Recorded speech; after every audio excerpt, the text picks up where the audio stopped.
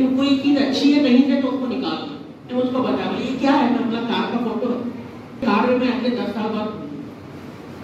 तो नहीं आप, मैं बोला अभी तो हम पैदल चल रहे हैं, बोले वो तो सही है लेकिन मैं इस कार में अगले 10 साल बाद मेरा दिन रात का ख्वाब यही है। अभी मैं देखता हूँ कार ही में घूमता,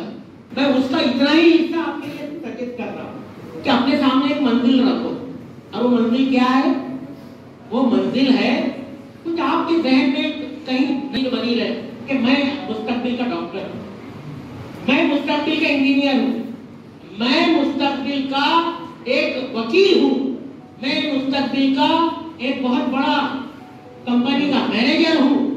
मैं बहुत बड़ा चार्टर्ड अकाउंटेंट हूँ। ये तस्वीर आपके जहन में अगर है जिंदा तो फिर आप उसके आगे आपको पाएंगे, और आपके जहन में कोई तस्वीर नहीं है तो फिर आप कुछ नहीं पाने वाले। ये